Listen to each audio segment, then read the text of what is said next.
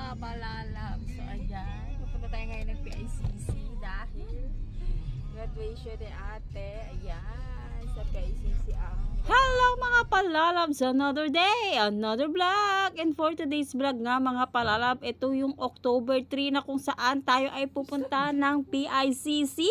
Yes mga palalabs, dahil ito yung graduation day ni Ate Ma. Yung driver, napaka-pogi, sana all. Habang papunta nga tayo ng PICC mga palalabs, ay nagtatalo pa kami niya ni palalabs daddy dahil may sariling daan yan mga palalabs. Lagi na lang kami naliligaw. Ako nagkamali dyan mga palalabs, tinuturo ko na nga sa kanya yung tamang daan, pero talagang minsan may pagkamakulit siya, kaya naman ang tendency tuwing lumaalis kami ay nagkakandaligaw-ligaw kami, muntik pa nga kaming hindi umabot sa oras, alam mo yun. Pero sa awa naman ng Diyos ay nakarating naman kami mga palalabs, at eto na nga, ayan na nga yung PICC na tatanaw ko na, at marami na nga talagang nauna sa amin dyan mga palalabs, at after nga nyan ibinaba na kami ni palalabs at naghanap na muna kami ng mapaparkingan. At kung pupunta nga kayo dito sa PICC, ang parkingan po niya ay nasa likod po. Ayan po yung harap. Hindi po dyan pwedeng mag-park. So, ibababa nyo lang po yung mga pasahero nyo. And then, maghahanap po kayo ng parking doon sa unahan. And then, kakanan ka doon po. Sa gate 1 and gate 2 ng PICC, doon po yung kanilang parking. At nagbayad nga lang kami ng 50 or 60 pesos, not sure mga palalabs, dahil si palalabs daddy nga ang nagbayad ng parking. At ito na nga mga palalabs, doon kami dumaan sa likod nga mga palalabs. At ayan, na tayo sa PICC mga palalabs. Ganito palang itsura, first time yarn.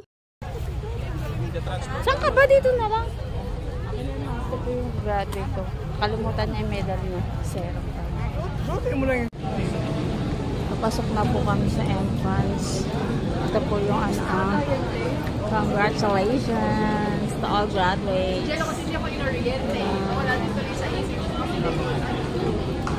UP. Your nearest exits are the two doors located on the left. If you are seated at the east gate of Leonard Hall, your nearest exits are the two doors located on the right. Plato, Alaya, May, Simasio, magna cum laude. At after nga nating makapasok mga palalabs ay nagbigay na nga ng award, at isa nga si ate sa mga magna cum laude. Kaya naman super proud ako dahil nagbunga ang aming pagsisikap at rin ang kanyang pagtsatsaga at pagpupuyat sa pag-aaral mga palalabs. Kaya naman another achievement unlocked. Congratulations to all the graduates, and syempre sa lahat ng mga proud parents. At yan nga napapanood nyo mga palalabs ay last part na ng ceremony ng kanilang graduation. At talaga namang sobrang happy ko at talagang nakaka-proud yung mga estudyante na to na nagsikap ng 4 na taon para sa kanilang pag-aaral mga palalabs. Nakaka-proud nila. Ito nga yung paghahanda nila sa next journey pa na tatahakin nila sa kanilang mga buhay. Isang palakpak din para sa kanilang mga magulang na nagpunyagi para makapagtapos ang kanilang pag-aaral. Lalo na sa panahon ngayon mga palalabs na ang hirap ng buhay.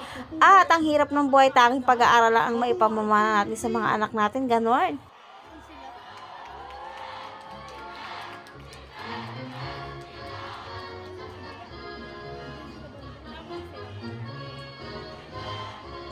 Diyan na nga nagtatapos yan mga palalabs.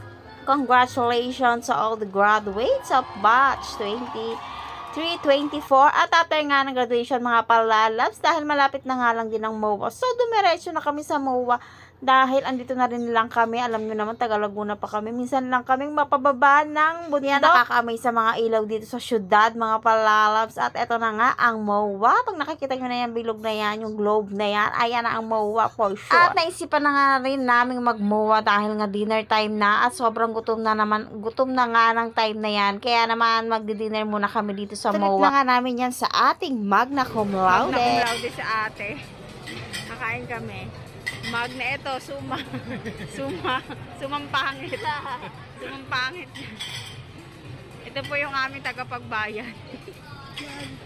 Wala ka daw pera. Pag may trabaho na raw si ate, babawin niya lahat.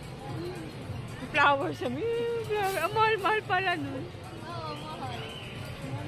Alam siya tayo mumukya. Soup.